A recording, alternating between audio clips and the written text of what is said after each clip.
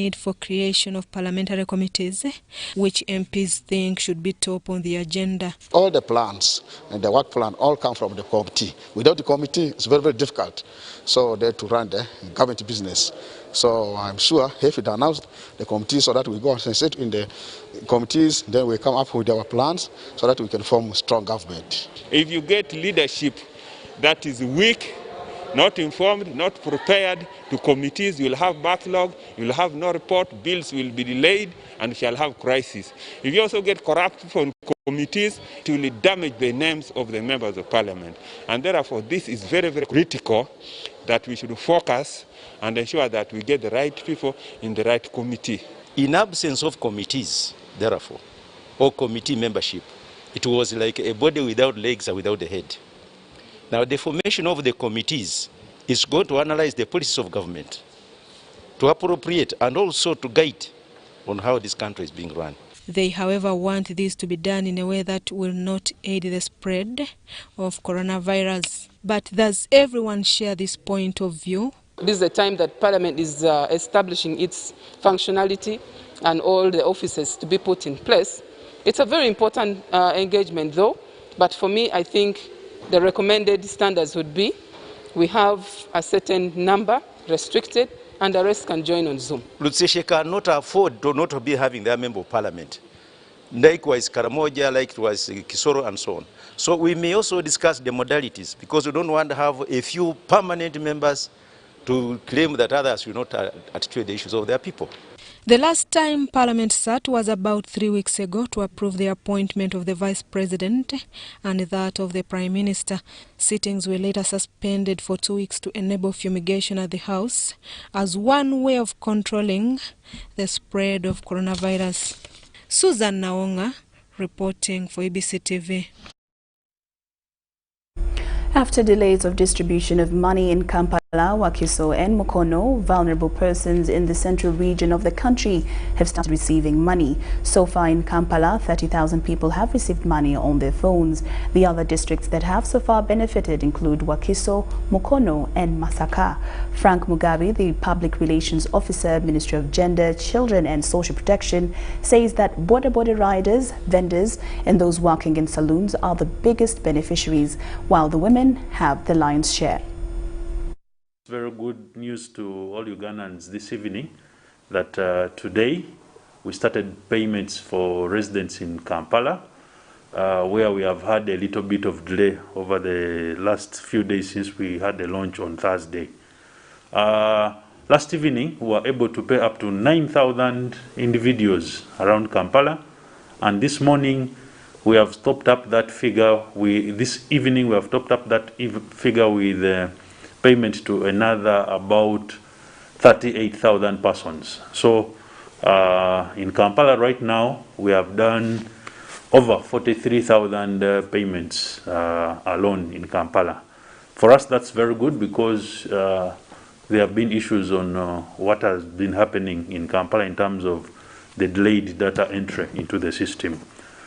Nationwide, the picture is also very good because out of the expected 501,000 entries that we expect, we have so far received 343,816. So that means we have gone to about over 70% of all the entries across the country, and this means that we are moving very close to the closure of this exercise.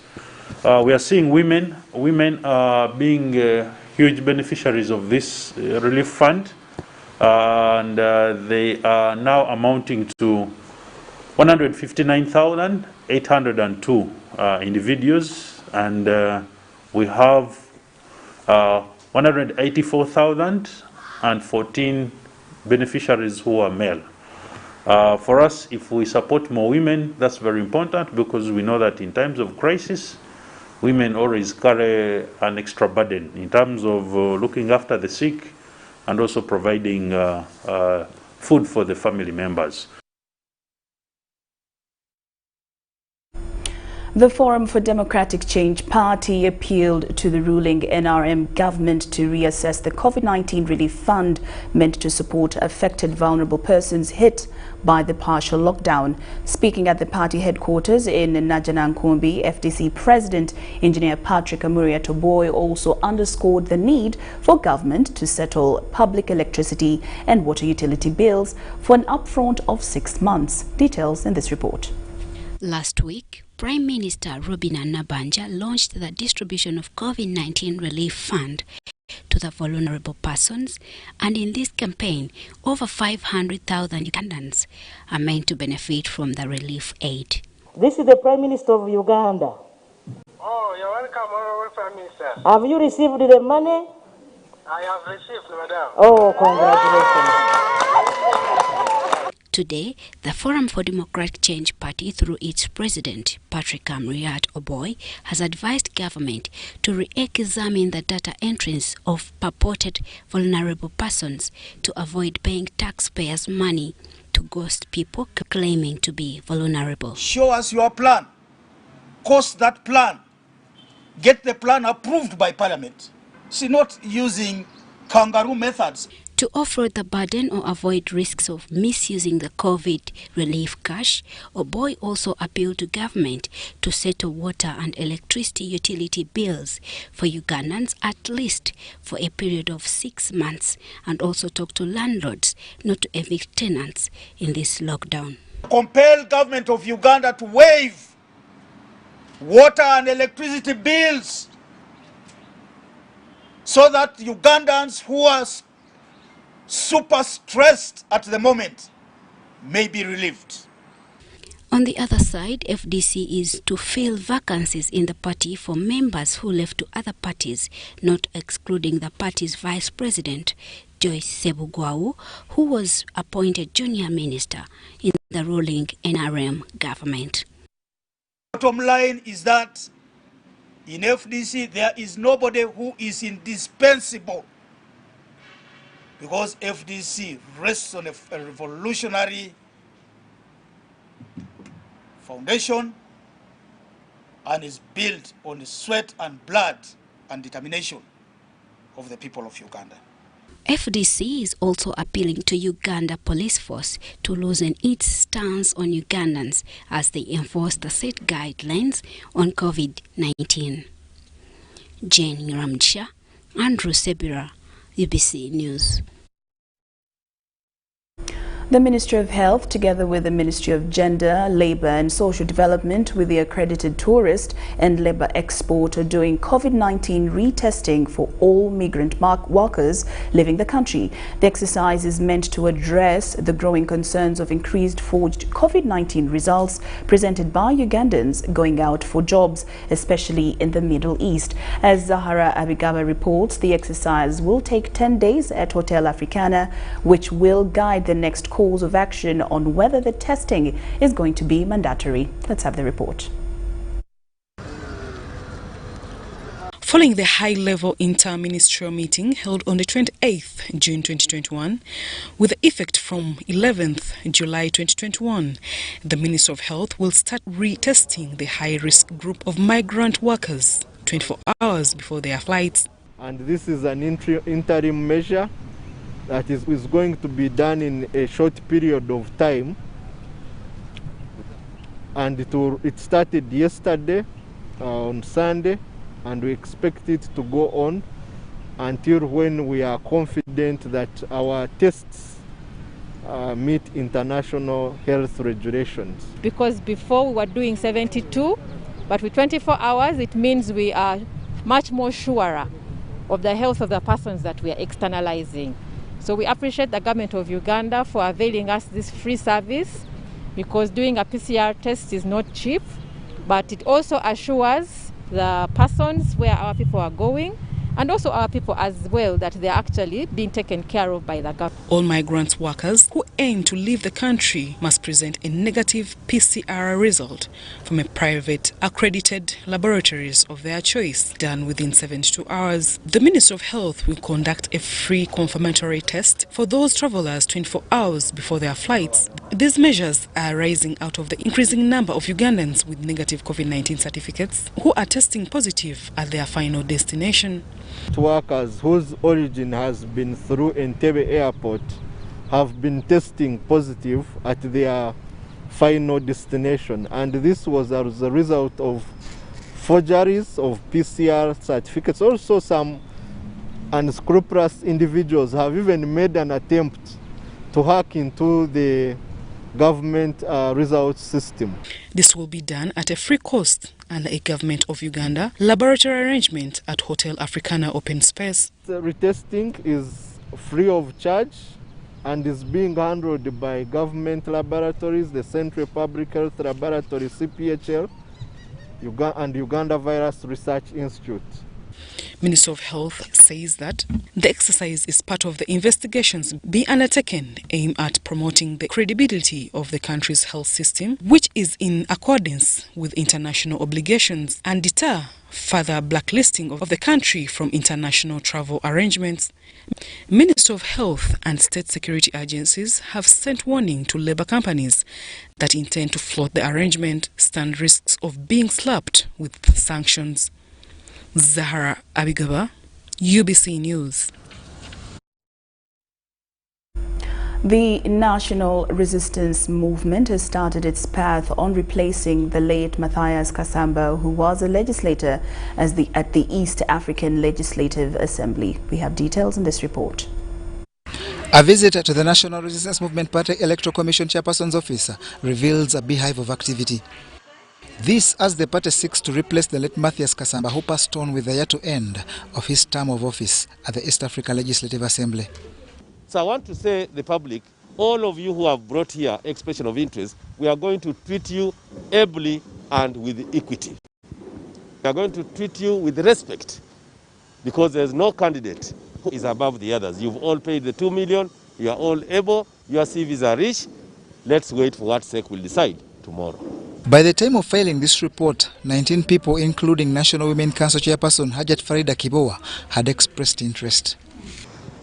Government has invested a lot of money in programs here, like the Uganda Women Entrepreneurship Program, YLP, and Skilling Uganda, and of course so many women and young people and so many people have had an opportunity to make good things here, but the problem is market. I think when I go and join the East African Parliament, I'll get an opportunity. It will be a platform for me to look for market, because women have done here good things, masks, sweaters. They have ventured into so many activities which we need to export to these other countries. Hajat Kibowa also targets increased efforts to ensure East Africa integration is realized to its fullest. You're all aware, we are waiting for the full integration of the East African countries. And it requires a lot of mobilization. When it comes to mobilization, I don't think anyone can doubt my mobilization skills. So I request for support. Others in the race include Astera Kiriowa, Professor Mondo Kagonyera, and Sarah Nkonge. The National Resistance Movement Central Executive Committee meets next to propose names that will be forwarded to the caucus for a final say. Kalerwe market today was a focus of security deployment after traders operating in modern market had scuffles with the security personnel following their protest over non-payments by market leaders. As Ivan Juko reports, a security officer at the market was shot dead in the scuffle. Security operatives including police, local defense unit and the military patrolled in and around Kalerwe market this morning as market traders expressed their concerns to the market leadership over non-payment after a long time. Muyingire What transpired next was scuffles and running battles, and a life was lost as one market guard known as 16 was shot dead. And by press time, the scene of crime was littered with blood, but his body had been taken to the city mortuary at Mulago National Referral Hospital. Tension mounted and more enforcement was deployed to tame the threatening moments.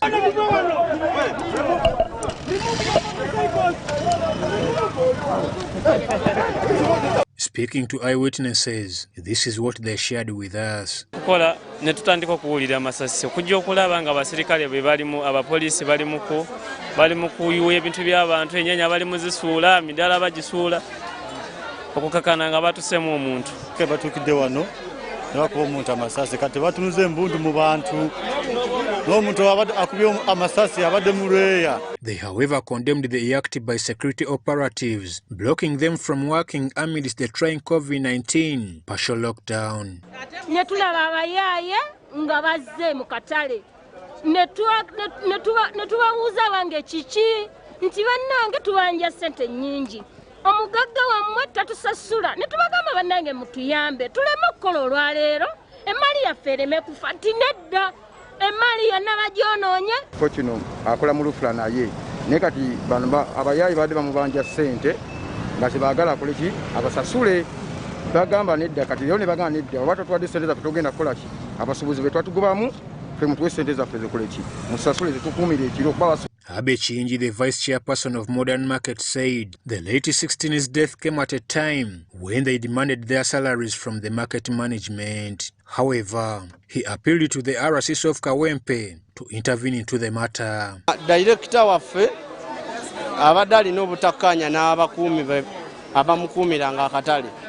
So, yembeera edeese obuzibu okola ky'okutuuka n'okuttirawo omuntu kuba tulabe bakedde ku makya ne bajja ne bagatupikeko tetukola ki tetukola ngaffe abasuubuzi ntuusa omulanga gwange eri RDC w'e Kawempe RCC w'e Kawempe n'owa Kampala batuyambe bajje ffe abasuubuzi twagala kusigala nga tukola kuba amateeka ga COVID tugatuukiriza bo bajje basooke bakwanyaganye wakati w'omugagga ne bana bakola ki abakuumi. Speaking to the RCC of Kawempe Dauda Kato, he asked traders to stay calm as police embarks on investigations into the cause of death. Market wabaddewo sikafu ku makya nnyo poliisi n'ekola ki n'egendayo naye tuleke poliisi ekole investigation kuba akatale ako nange mbadde simanyi nti nno waliwo okubagana mu ba leaders naye ba leaders tugenda kubayita to establishing what is the truth mu katale kaabwe. At our departure from the scene of crime, security was dispersing traders and those who work near the market premises.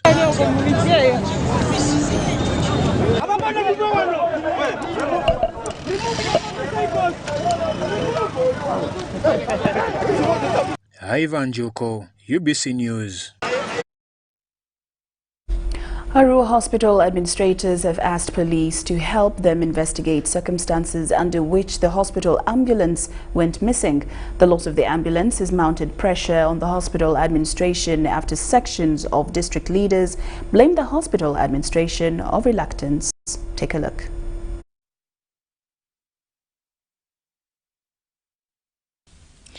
Arua Hospital Ambulance registration number UG6813M, a Toyota Land Cruiser, went missing on 17th March this year under unclear circumstances. The ambulance that was given to Arua Regional Referral Hospital last year by Ministry of Health was stolen from the hospital premises by unknown persons. According to the Mayor, Arua Central Division, Kemisi Muzaidi, the investigation into the loss of the ambulance by concerned parties has since dragged too long, leaving the hospital helpless in transportation. So the other ambulance that has gone missing is a very big loss. The ambulance passed via the gate. His watchmen are there. The key of the ambulance is there. The ambulance was first packed. The driver is there. All these, I expected the hospital administrator to get closer to the security. The resident city commissioner Arua Martin Orochi has asked concerned security bodies to investigate allegations that the ambulance was smuggled into the Democratic Republic of Congo. We wish that we engage the hospital administration and Interpol to give us their findings, because even State House is interested. They came up to here and went through the files. State Minister for Education in charge of primary education, Dr. Joyce Moruko Kaduchi, also urged the regional security agencies to act accordingly. Ambulance was stolen when we are watching. Honestly, who is to be blamed? I don't know. For us, even we are demanding our ambulance. For us, we want our ambulance. You know the ambulance has disappeared and you're just sitting here. We know them. We are moving on the streets. We know them. Really? Arua Hospital Director Dr. Philbert Nyeko says the management of the hospital is still badly in need of that ambulance, given the shortage in transport. And you feel the pain I'm feeling. Tell the intelligence, tell security where it is so that they pick it. Police spokesperson for West Nile Region, Hudson Ocheng, on phone confirmed that police investigation into the matter is still ongoing. The loss of the ambulance went viral on social media platforms, with a number of accusations mounted on the hospital management and the security. Well, UBC News Tonight takes a short break and will return with more stories.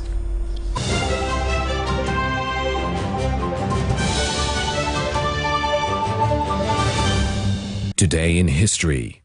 On 12th July 1984, a car bomb exploded in Durban, killing 5 and 27. This car bombing was known as the Jacob's car bomb, according to an application for amnesty from the Truth and Reconciliation Commission by Raymond Lala, a member of the African National Congress. Some of the 5 people who were killed in the explosion were Mijua Nkomo, Makerane Migati, Joshua Pile, and Bongwa Simamane, and this became one of the most deadliest bombing in the South African political history.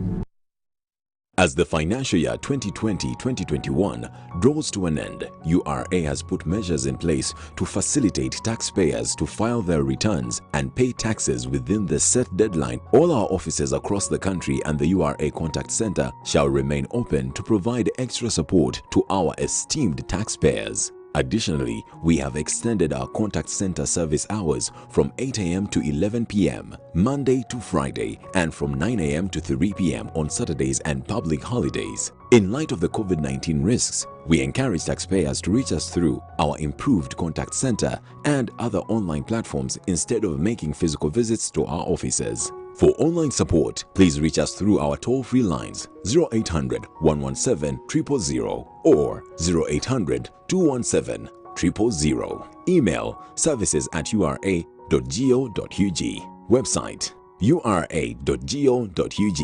Social media: Facebook, URA page, Twitter @URA Uganda. URA Customs Help Tool, help.ura.go.ug/login. URA appreciates all taxpayers who have duly fulfilled their obligations. Stay safe and let us all observe the standard operating procedures to prevent further spread of the COVID-19 virus. Stay safe as we develop Uganda together. Uganda Revenue Authority, developing Uganda together. We've cut and reduced our MTN Momo withdrawal rates. Now you can withdraw mobile money at the lowest rates. You also get MTN Central Points when you deposit, send, and withdraw MTN mobile money. Visit our Momo agents countrywide and withdraw mobile money at our reduced rates from 1st May 2021. Everywhere you go, MTN.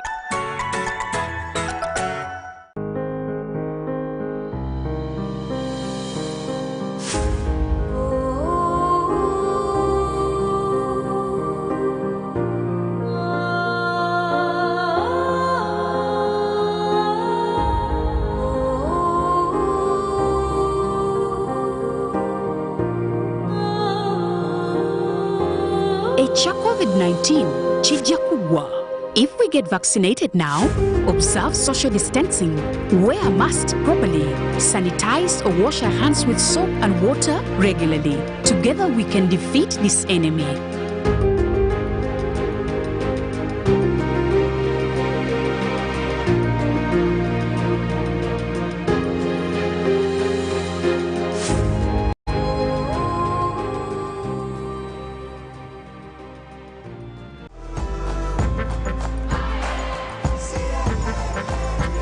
Uganda, today is a great day to work towards your dreams. Dial *185 *7# and select savings to save as low as 500 Ugandan shillings on regular savings or 250,000 Ugandan shillings for fixed deposits. Airtel Money Super Saver is powered by KCB Bank Uganda. Airtel Money, instant, secure, borderless. T's and C's apply.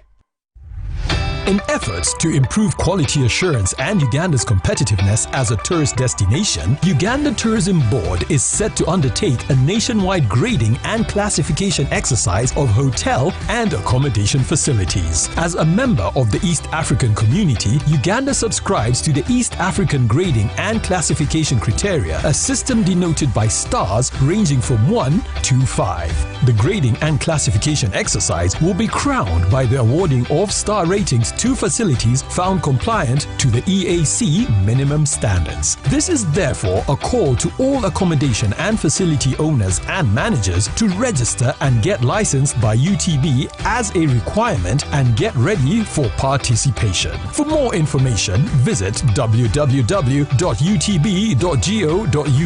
or email qualityassurance@utb.go.ug for details. Uganda Tourism Board, promoting tourism together.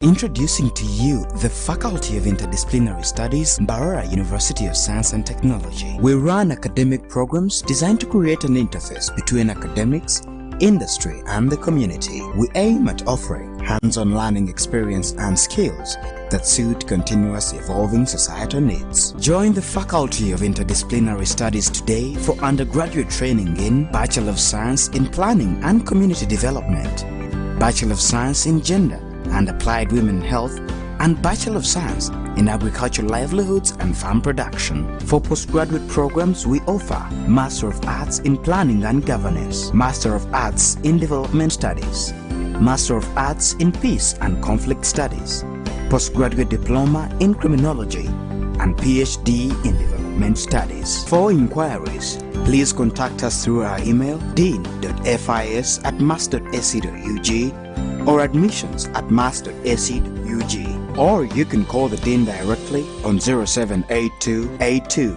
7777 or 0701 77 8699. Electronic applications are also available on our website, applications.mass.ac.ug. Succeed we must.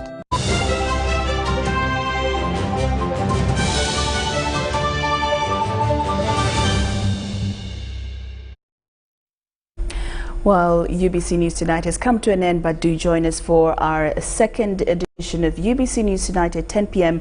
for more stories. I'm Lorraine Masika Kazimoto and Elizabeth Nakakoni on Sign Language. See you then.